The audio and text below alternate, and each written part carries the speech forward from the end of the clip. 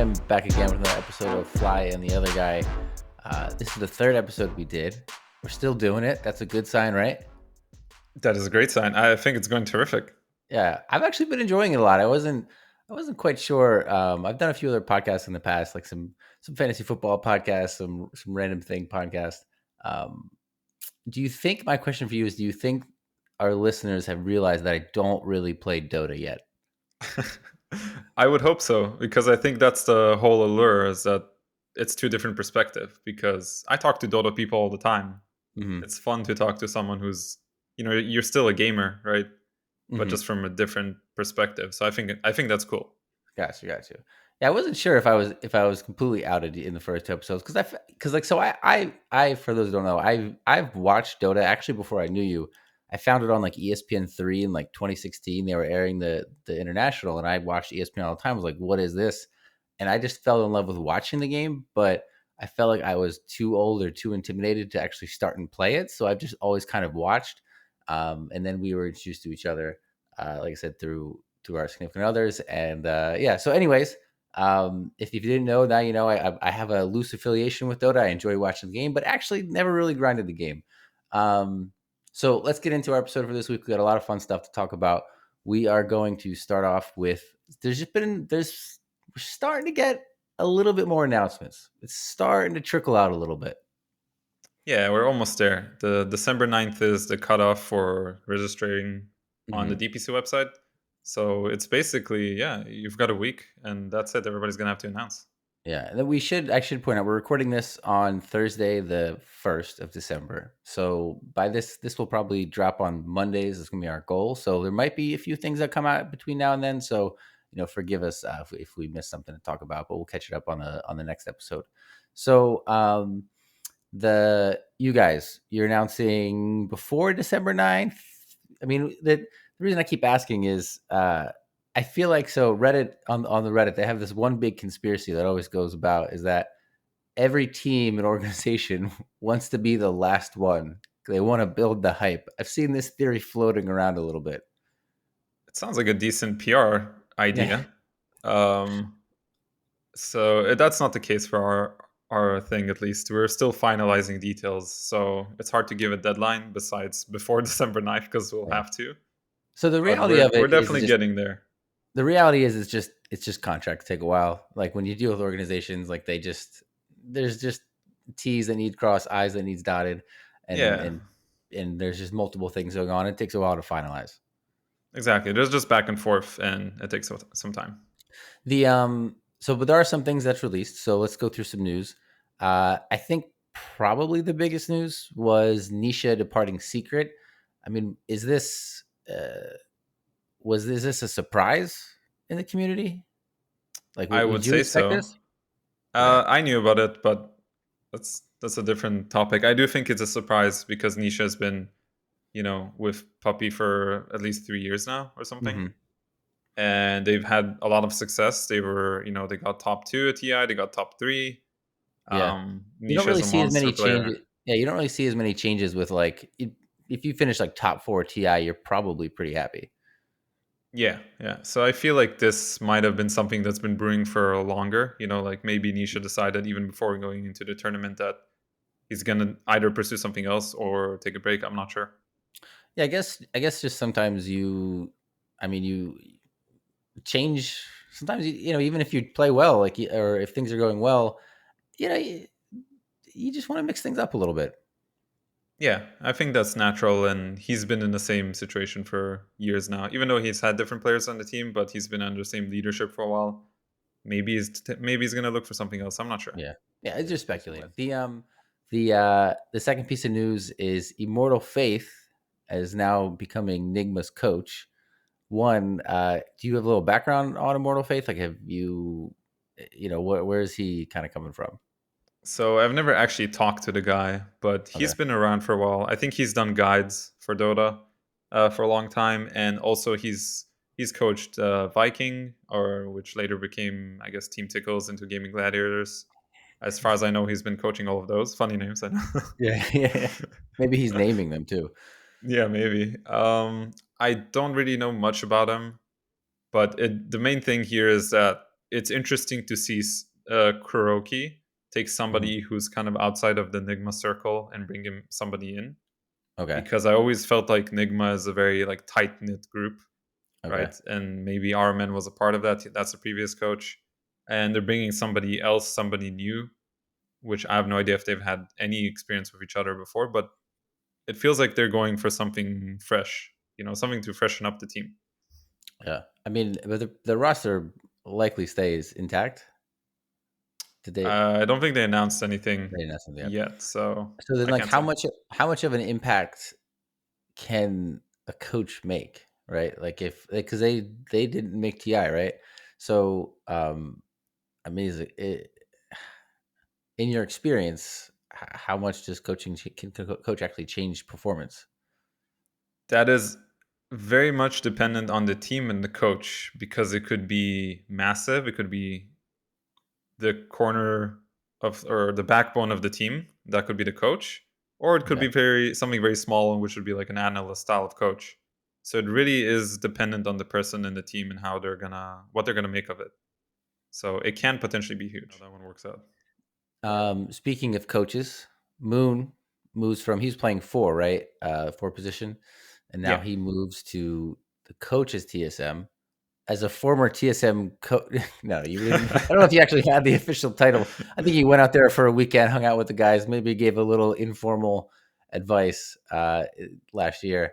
I remember you saying you didn't really like coaching compared to playing. Um, how do you think he'll handle that, or like what's that like? When you play so much and then trying to transition from player to coach. Yeah, so I think from Moon's perspective, he stated, at least in the video that they released, I watched it, and he said that it's something that he has been thinking of doing before already. It's just that he couldn't find a position for he considered better than himself at the time.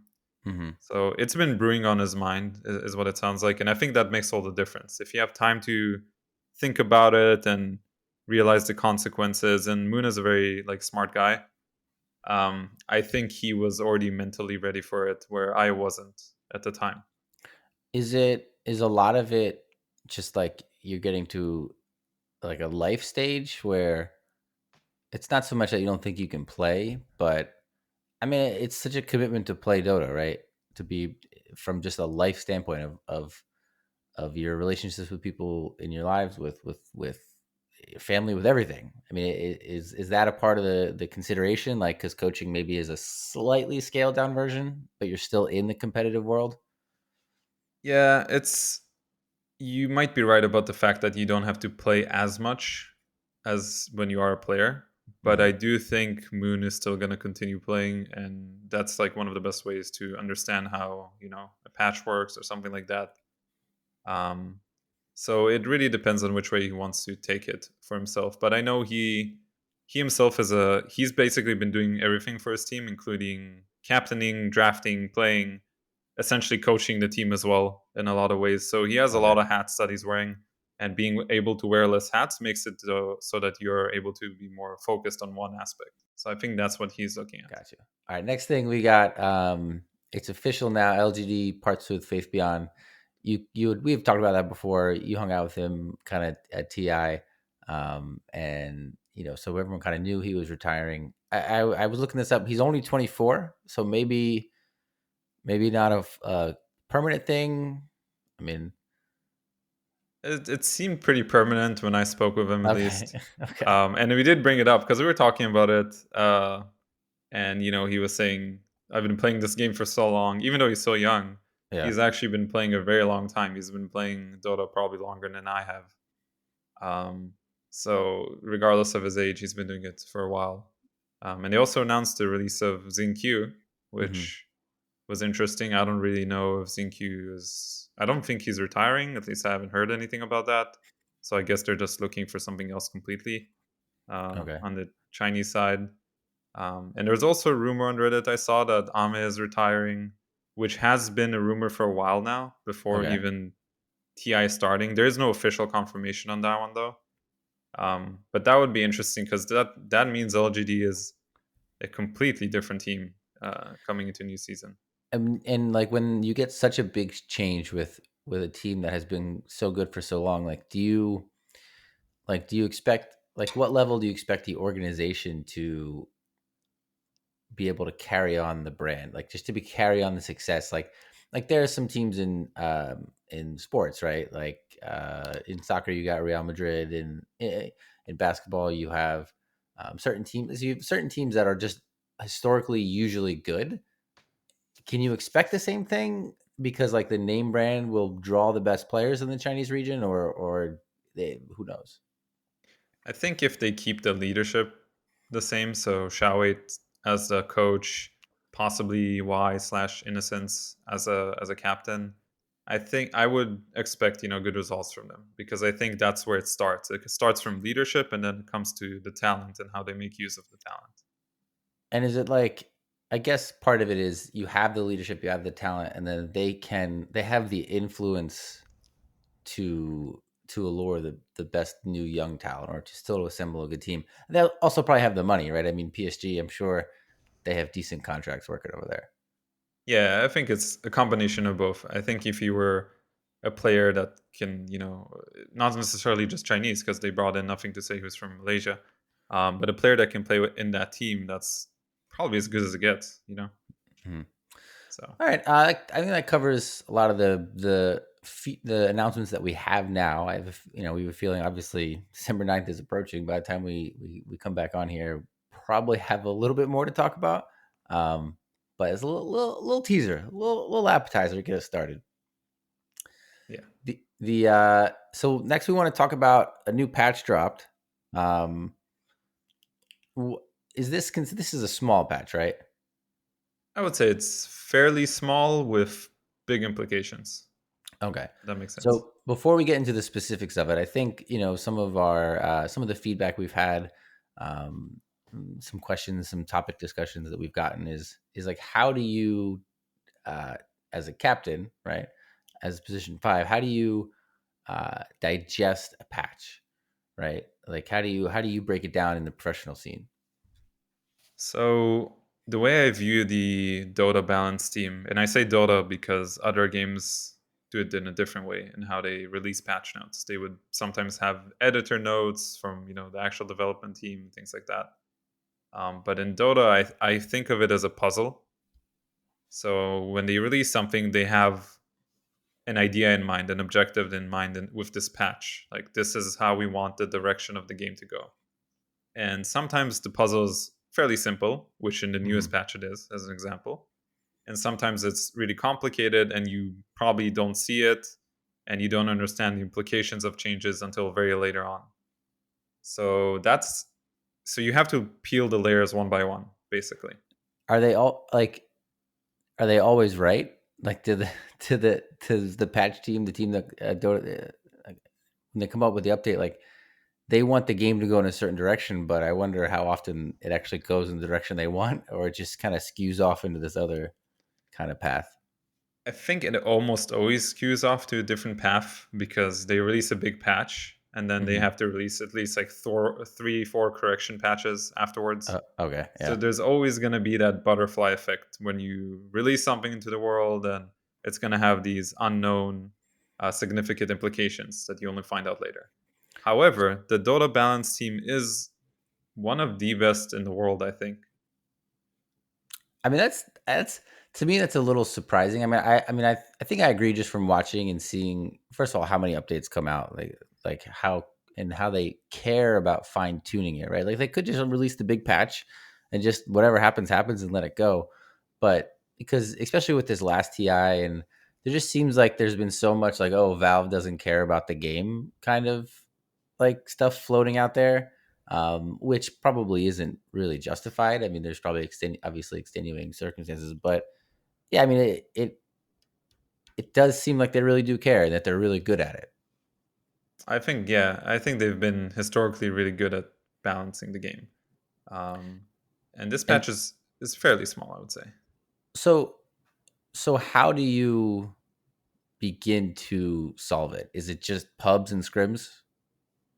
I mean, first you read it, you try to get a gist of what seems good. Sometimes I would take notes for myself of like things I want to try. and then you play a lot, you experience different things, and then you go back to the patch notes and see like if something made sense. It takes time in most cases, and I wanted to say that this recent patch, I think this is kind of a patch that they probably should have done before TI. This feels like the correction patch that should have happened before TI. Thinking back at it, For what reason? well, Wraith Pact is the main Like, reason. so Wraith Pact is dead with this patch. That's the main puzzle that was pretty easy to solve in this one. It was basically about Wraith Pact, with Does that some, happen? Does mhm. that happen every year where like the winning TI strat is like immediately nerfed, or do you think like this should like because you say all right, well they just wanted a Wraith Pact, the Wraith Pact TI, right? Like they were fine with that, and they just decided to nerf it. Why do you think you're saying they should have nerfed it before? I think they didn't want it to be this way, this TI. Um, Okay, I don't know for certain. It's just a feeling that this is the correction patch that should have happened before TI. okay. Because it feels like it wasn't understood until, and the same thing happened actually. I think it was Stockholm Major or something where Wraith Pack suddenly came out of, everybody started buying it, and then it was nerfed a little bit, Mm-hmm. and then it wasn't touched again until people are like, oh, I guess Wraith Pack is still kind of ridiculous. So I think this should have been happened. This should have happened before TI, and I think that's what the developer team would have wanted as well. But I'm not sure. Gotcha. Speaking of just trying things out and playing them, I dropped into your stream every once in a while. You're streaming again a little bit more, enjoying the streams. Yeah.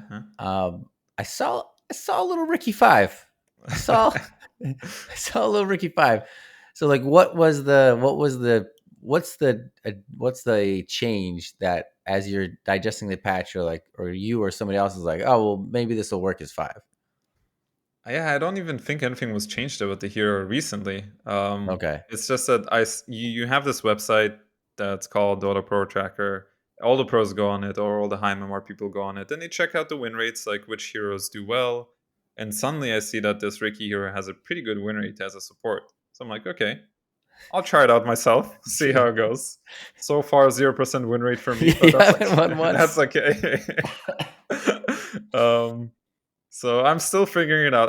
I like trying new stuff, just trying to Well, understand what people are. how do you balance like small sample size? Because maybe your teammates just sucked over those games that you tried it out, and like you're like, all right, well, I mean, you're 0-3. I don't think any of them were particularly close, and especially as a 5, as a support, like maybe your cores were just terrible. How do you kind of tease that out? Is that where scrims then come in, and you'll try it in scrims? Yeah, I think that is definitely a hard thing to do because we're all very result oriented, no matter how you look at it. Mm-hmm. Um, so I try to be objective about it, like what's actually good about it, why do people play it, and I can see some merit in some situations. I don't think it's broken or anything after experiencing it a little bit. But I do have to keep testing more and more if I'm Okay. not sure about something. What else then in this patch in general kind of jumped out? So it's pretty much anything other than the Wraith Pack change. So the Wraith Pack change had a pretty huge butterfly effect, Okay. because a lot of these heroes that bought Wraith Pact are now worse, which is why they also didn't get nerfed as hard. So for example, Broodmother, Visage, Enigma, they all got hit a little bit, but the big nerf was actually the Wraith Pact. And then you're gonna see other heroes come out which like they hated playing against Wraith Pact.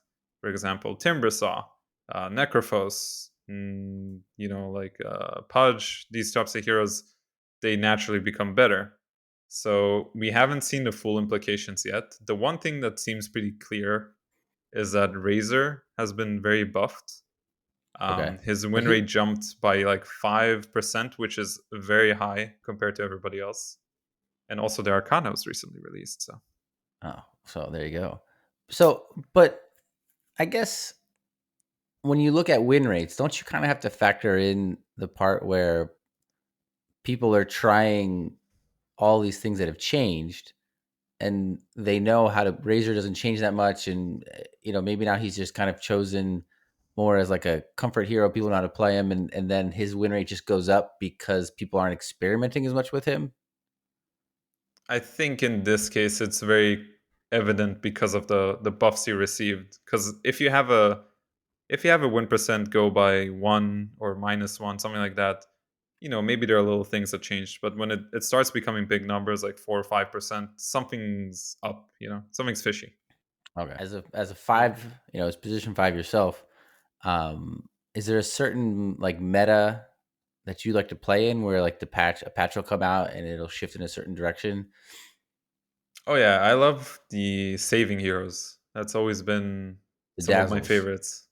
Dazzles, oracles, wyverns. When you get that game-winning turnaround fight when you save a guy, I miss that. I think Hmm. those heroes have been out of the meta for a long time, and Dazzle had like a little, he was good Had, for had a Arlington Major, moment. and then he Had a was moment. done for. Yeah. So those patches I miss. It goes all the way back to like the Frankfurt Major days where Dazzle was like a really good hero. Who's the first when there's changes, the patch comes out? Who's the first hero you check? Or like the first couple, you're like, all right, let me see. Like maybe fingers crossed if they got buffed. I never skip. I just start from the top. So Okay, okay. I don't immediately go. I But do know players who like immediately go to the players they like or the heroes they like, yeah, yeah, but not me. and then for you, then if you like the saving heroes, what's like the worst? What's the hardest meta to play in as a support? The hardest meta to play in. I think playing as only a lane secure can be a little rough sometimes. So Just like like patches mentally, where it's really boring. it's because you have a very specific job in the game, and Hmm. then later in the game your impact is lessened, the longer the game goes. So you'd play a hero that's only really powerful in lane, and then you have to make sure you do it properly. So it could be like the old Vayne metas, for example, when Vayne was a strong laner. And you have to make sure you do your moves properly, and then it's kind of up to the team to carry that. But that's why I like the save heroes, because it can have impact throughout the whole game. It could be very game winning, this one save. So yeah, Gotcha. I like having impact in the game. It's fun. Yeah, no, that's fair, right? And I guess just last thing with the patch and how you break it down. Um, when it comes to scrims, are you able to like uh, test out? Like, do you test out a lot of really random stuff in scrims, or scrims become very focused? Or does it matter if it's like scrims before a DPC or scrims before a major?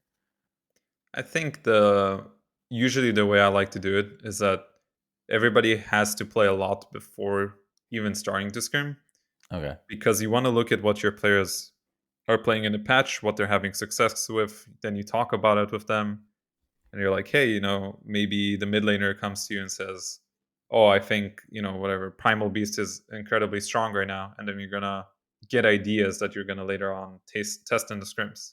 So you do want to have an idea going in when you start scrimming. so pubs really like pubs are the starting point for all of this. 100% they are. Yeah, Yeah. that's interesting. All right, let's move on a little bit. We want to introduce some segments to the podcast that we can have some recurring segments. I think that was another suggestion. And we encourage people to either tweet at you. They can pop into your stream, drop an idea. I think if they pop into your stream, they can join a Discord where we have a topic discussion where they can suggest things, or on the YouTube video, go ahead and put some ideas down there for segments and things. One of the things we're going to do is an Ask Reddit segment, and I've stumbled upon just the Ask Reddit, and there's just super random questions in there. Some of them are like really deep, some of them are really not deep. And I just wanted to pull a couple from there. So the question for this week is, what's your comfort video game? And I had to think about this, and the first thing we have to kind of answer, we have to define, like, what do you think a comfort video game is? It's a weird one. Um, the first thing that comes to my mind is something with some sort of nostalgic feel to it. Yeah. something you might have grown up with or had a significant part of your life at a given moment, See, I especially thought, growing up. yeah, I considered that, and that's what I was thinking originally. But I don't actually play a lot of my nostalgic games, right? And some of the answers on Reddit were games that like people would go to like to chill out. So you had your Stardew Valleys, you had your Zeldas, you had your Animal Crossings as like your comfort game. And I get it. My wife started.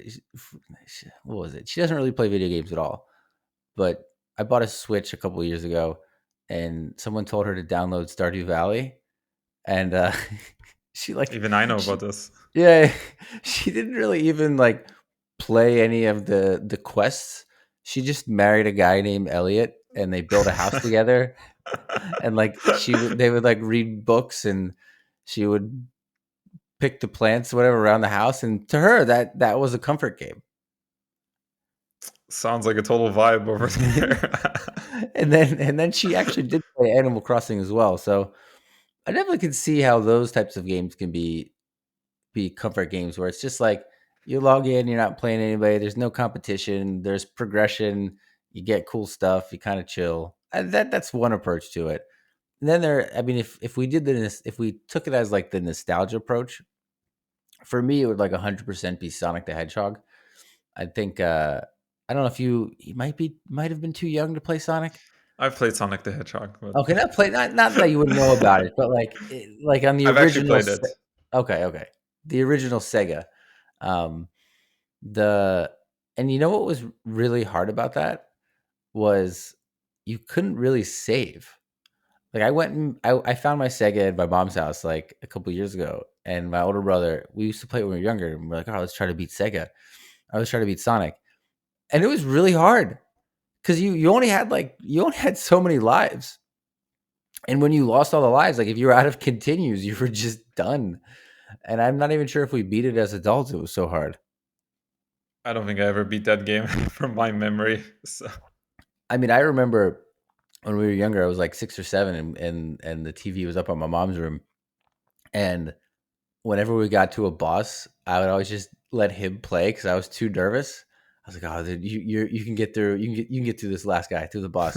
And I would like kind of like leave the room and be like, "Did you beat it yet?" Like it is. They don't really like games now. Like at least campaign games, right? Like most of them, you kind of expect to beat. You can save it, and like it might be challenging, but you play it enough, you learn the tricks. But this might be my first old guy moment. But kids these days, I don't know if they really understand the no continue pain. Yeah, it's true. It's developed to a point where it just makes life easier for everybody. You don't feel bad playing a video game. There is no true hardship usually. There Yeah, are some yeah, exceptions, but yeah. I There know is. I what you mean, mean. exactly. So if you did the nostalgic standpoint, what would you choose as like your favorite nostalgic video game? It would definitely be World of Warcraft. Okay. Um, because this game is it was the first time I got actually no, it was the second time I got really serious about a game. And it What, just what was the first time you got really serious about a game? it was Never Winter Nights. I don't know if you know that one. No, no, I don't. What was Okay, that Never game Winter like? Nights. That one is more. It's based off of Dungeons and Dragons, even though I didn't really play D&D. Okay. Again, it's like strategy games. You play in an open server, you level up a character, RPG esque. But yeah, World of Warcraft. It holds a special place in my heart because there are a lot of things that I considered hardships growing up, Mm-hmm. and my escape from whatever was going on in my life was to go and play video games. Mm-hmm. And World of Warcraft is what I did for the most part. I was just playing games, and that was my way of escape. So for me, it holds a special place in my heart. And if I could, I would keep playing it. It's just that it's very addicting, and I don't want to do that because I gotta play Dota, and I do love Dota. So So you don't, that's my because choice. do you play any WoW at all? Not for a long time. I think I tried the classic when it came out a little bit, Okay. but I didn't even manage to level to 60. It's pretty hard, actually. Yeah, yeah, yeah. The okay, so So that's if you take the nostalgic approach. But let's take the approach of this: you need something to chill out, right? Um, what are you choosing if you need to play? You're gonna play a game, and you want to just vibe for a little bit. It's tough because I don't have one that's consistent. You know, I do like those card battling games. So for example, it could be as simple as Hearthstone. Okay. But I keep changing them. So I like card battles and I like roguelike games. So Slay the Spire, the Hearthstone Battlegrounds I would play, um, a bunch of random Steam games. Have you tried Marvel Snap? No, I have not. Oh, it's so good. I'm so addicted to Marvel Snap right now, and I'm like afraid to tell you about it, or not to tell you about it, but to like say, hey, you should try this game out because I don't want to negatively impact your Dota playing career because it is. First of all, it's like Hearthstone, right? I tried Hearthstone. I have a short attention span, so like games that are too complicated, I can't really get into. Like I like when it comes to I like board games and we've played board games together. I can't do the super serious board games. I'm into like the intermediate like strategy board games because for me it's just an attention span. I get bored with stuff over. Um, Marvel Snap, the games are over in 5 minutes. There's a really awesome rank system. You can unlock new cards, and it's Marvel superheroes like from the comic books. It's insanely addicting. I do like those kinds of games, so I could Yeah. totally see myself playing it. Yeah. So So don't that's kind of download it. like, yeah, I won't. I'll be strong. So my if I were to say okay, what's my comfort game like right now, if I were to play, I mean obviously I played Marvel Snap, but that's not comfort to me. It's very competitive and I'm kind of addicted to it. So I don't think that qualifies. Um, if I didn't lose enough credibility by saying I don't really play Dota, then this will probably set it over the top. But I kind of like no build Fortnite. Is that that's bad, right? Like I like I'm definitely gonna get flamed for that. But like I so myself grew up playing FPS games. Grew up playing Halo. Actually, first FPS game for me was N64 007. So that's always what I've played is FPS games. And as we talked about last episode, is I'm just getting older and my reflexes and the time I spend playing these games is just not good enough to keep up with the 14-year-olds. But no build Fortnite, it's not that like it's a very easy shooting style, right? Like it's you don't the movement isn't that important. Like Call of Duty because I always struggle with the slide canceling and so it's a game where I can get kills, I can get a few wins. It's not super fast paced, so I can just drop in, chill. I have it's just fun to me, and the reason I don't really play it is because I can't get anybody else to play it with me. But I think if I had to choose a comfort game, like not build Fortnite, not these uh, Red Bull Monster Energy, hyped up 15-year-olds that I just absolutely can't keep up with and build a box around me and kill me in minutes. But no build, not bad. That's fair. It's basically a shooter, just a straight up shooter. Exactly right. It's a shooter appropriate for my level.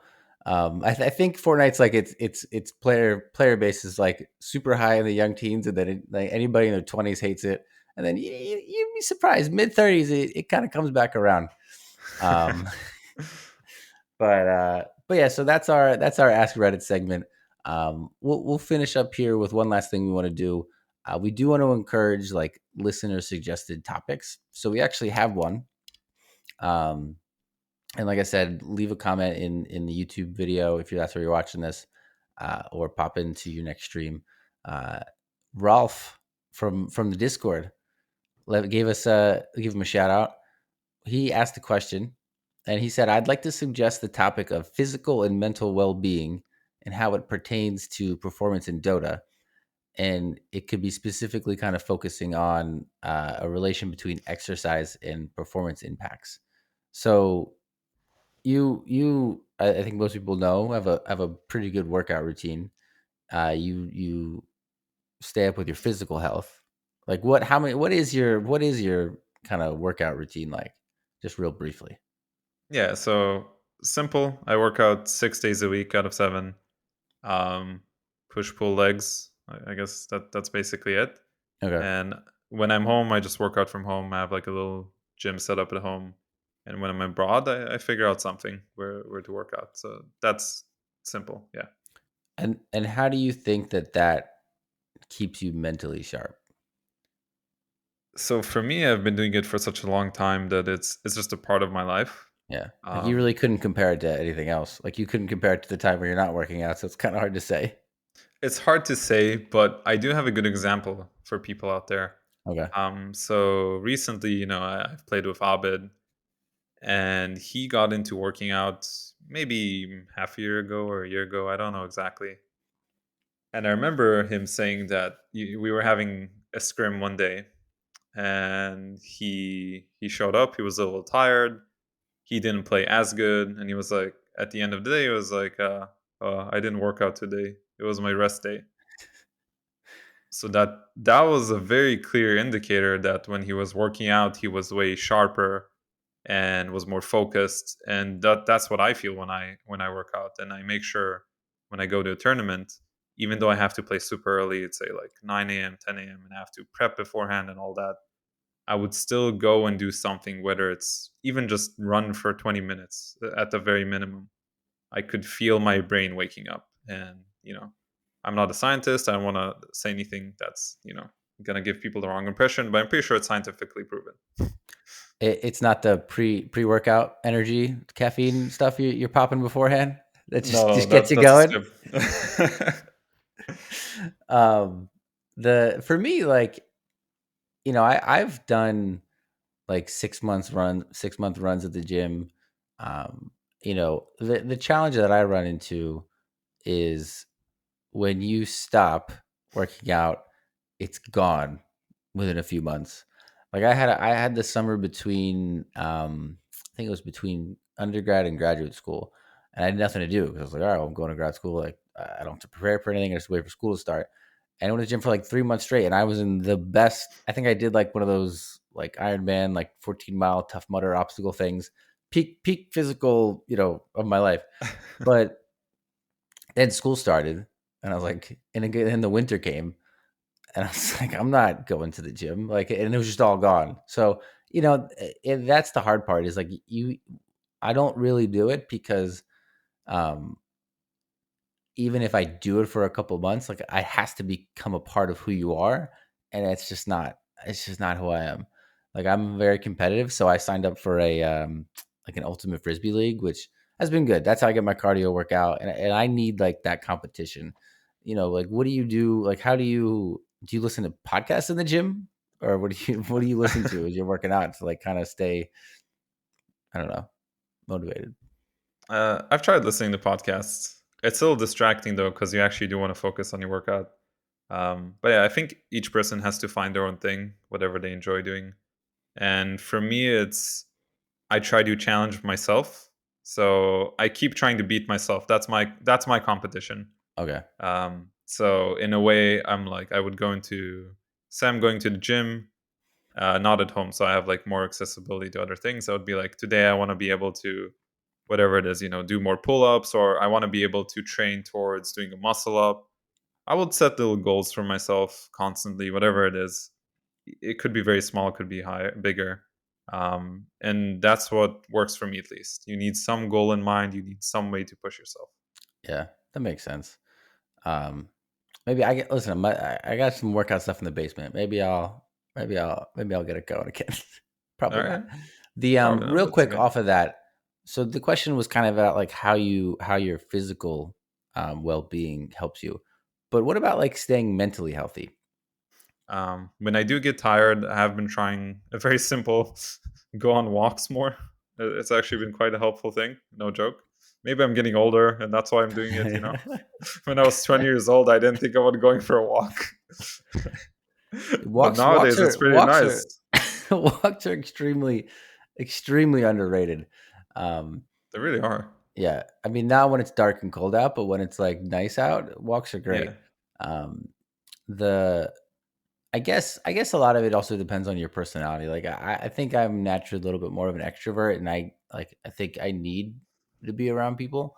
But Mm. obviously, I guess that's not the case for everybody. But I do think that working out, I think is really important part of that mental health as well, because you're getting progression of like of you're feeling healthy, you're getting more fit, like, and that part then allows you to, I think, sit in a chair and play video games for 8 hours a day or 9 hours a day or whatever it is. Oh, for sure. I think if I wouldn't work out, I would definitely lose my mind. And I will say the last thing I'll say about this is that for doing the DPC for, it was like 6 weeks, Mm-hmm. and I would make sure I would go to the gym, 6 days a week, make sure I get out. And I had no idea how some of my teammates did not go out like a single time, because then I would actually lose my mind. Yeah. And this goes back to what my mom told me when I was like 16 or 17, and I was just chilling at home all day. She was like, "You should get out of the house at least once a day for anything, grocery shopping, gym, friends, anything." And I've been trying to do that, and I do think that that is important, So, so, regardless of being an introvert. so your mom is anti-metaverse. She's not buying any meta stock. I don't think she is. No, she'll Okay. pass on that one. All right. All right. So on that note, thanks for the email there, or for the recommendation in Discord. We definitely want to keep doing the listener email, kind of mailbag type thing. So shoot us some things you want us to talk about. But yeah, that'll wrap it up. Exciting times. We will find out by December 9th your official team. We will find out the rest of the teams, and then we're kind of off and running with another season. And another year of Dota. So again, we really do appreciate everyone hanging out. We appreciate everyone listening. If you're watching on YouTube, go ahead, like the video, subscribe to the channel. That always helps out. If you're listening on the podcast, follow the podcast, leave us some comments. Appreciate it as always, and we'll catch everybody on the next one.